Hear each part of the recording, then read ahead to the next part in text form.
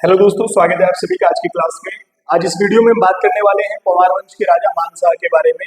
और मानसा फेमस है क्योंकि कुमाऊं के राजा ने इन पर 8 बार आक्रमण किया है और 7 बार उनके आक्रमणों को ये विफल करते हैं। ठीक है ना। तो बात करते हैं इसी क्रम में मानशाह की 1591 में से 1611 तक जो है शासन करते हैं, गद्दी पर बैठते हैं। और सबसे महत्वपूर्ण बात, पवार वंश के 44वें राजा हैं और इनको उपाधि दी गई है गढ़भंजन की। किसकी? गढ़भंजन। ठीक है ना। इनके लेख मिले हैं 2 मंदिरों से, रघुनाथ मंदिर, देवप्रयाग, क्षेत्रपाल मंदिर से। ठीक है ना। उसके बाद सबसे महत्वपूर्ण बात कि इसने तिब्बत के राजा काकवा मोड़ पर आक्रमण किया। किस पर? तिब्बत के राजा काकवा मोड़ पर आक्रमण किया और उस पर वार्षिक कर लगाया कि अब तुम हमें क्या दोगे? टैक्स दोगे। ठीक है ना। आगे बढ़ते हैं। लक्ष्मीचंद ने इस पर 8 बार आक्रमण किया। कितनी बार आक्रमण किया? 8 बार। 7 बार वो असफल रहा, विफल रहा। 8वीं बार उसको सफलता मिली थी। केवल कितनी? कि इसका एक सेनापति था। क्या था? सेनापति। यहां से आप याद रखेंगे। और सेनापति का नाम है खतड़ सिंह। क्या याद रखेंगे? खतड़ सिंह। तो लक्ष्मीचंद जो है खतड़ सिंह को मार देते हैं, मतलब लेकर कुमाऊं चले जाते हैं, मारकर जला देते हैं। खतड़ुआ त्योहार की शुरुआत भी मानी जाती है। तो सेनापति खतड़ सिंह थे किसके?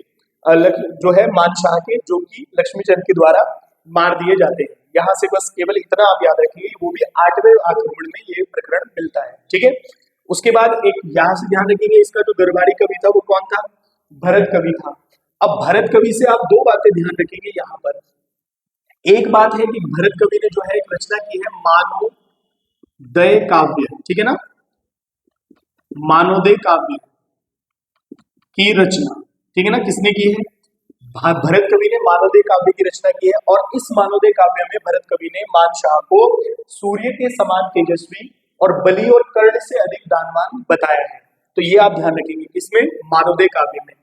दूसरी बात आप याद रखेंगे कि भरत कवि जो कि दरबारी कवि था किसका? मानशाह का। जिस समय, उस समय जो है जहांगीर ने इसको एक उपाधि दी थी। जहांगीर ने इसको क्या दी थी? एक उपाधि दी थी, जो आप याद रखेंगे ज्योतिष राय। ठीक है। जो है जहांगीर ने इसको ज्योति कराए या फिर ज्योतिष राय, 2 आप याद रखेंगे, कुछ भी आ सकता है तो आप याद रखेंगे। ठीक है ना। ज्योतिष कराए। ठीक है ना। तो ज्योतिष कराए की जो उपाधि दी थी वो किसने दी थी? जहांगीर ने दी थी। किसको? भरत कवि को। ये क्या थी? उपाधि थी। ये आप ध्यान रखेंगे। ठीक है ना। ये उपाधि थी जो कि भरत कवि को दी गई थी। आगे बढ़ते हैं। उसके बाद इसके समय में एक यात्री आए थे, यूरोपीय यात्री, नाम है विलियम फिंच। कौन है? William Finch. और विलियम फिंच ने मानसाह के बारे में कहा कि गढ़वाल का राजा सोने के बर्तन में खाना खाता है। इतना आप ध्यान रखेंगे। आगे बढ़ते हैं।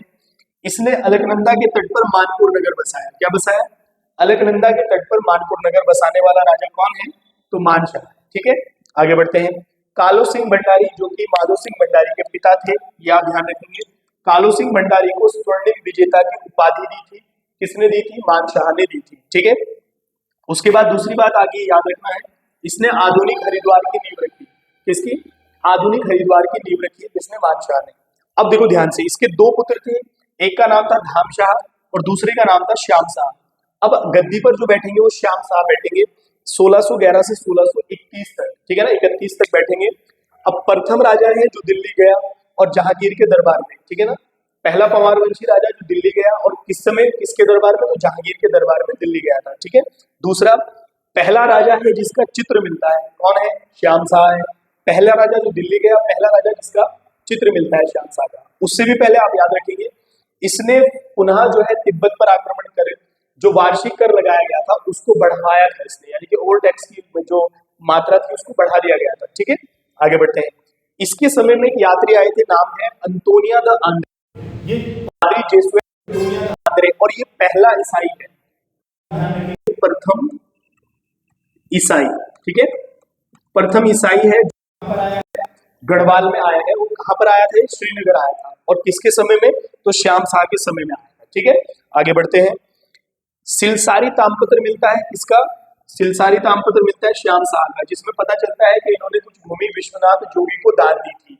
ये आप ध्यान रखेंगे, लिख लेंगे, नोट कर लेंगे। ठीक है। उसके बाद इसने जो है श्याम शाही बाग बनवाया।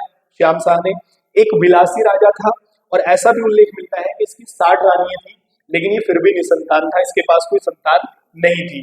उसके बाद मृत्यु हुई थी इसकी अलकनंदा में डूबने से। कौन सा पवार वंशी राजा था जो कि अलकनंदा में डूबने से मर गया था?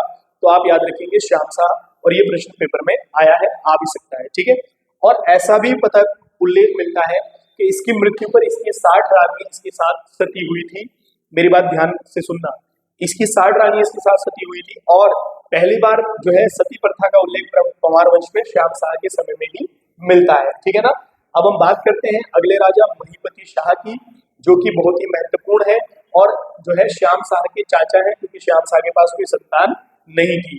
महीपति शाह की बात करें तो सर्वाधिक उम्र में गद्दी पर बैठेंगे, और जो है इनकी जो पत्नी है कर्णावती वो बड़ी फेमस है, उनसे भी कई बार प्रश्न आते हैं। फिर इसके पुत्र हैं पृथ्वीपति शाह, उनसे भी प्रश्न आते हैं। तो अब जो इतिहास आने वाला है आगे, जो राजा आने वाले हैं महीपति शाह, कर्णावती, पृथ्वीपति शाह और फिर अन्य, यहाँ से पेपर में बहुत सारे प्रश्न बनते हैं। तो आने वाली जो वीडियोस हैं उनको आप बहुत ही ध्यान से देखना है, ठीक है ना। फिर इसको हम कंटिन्यू करेंगे। तो मिलते हैं दोस्तों नई वीडियो में महीपति शाह के साथ, तब तक के लिए धन्यवाद।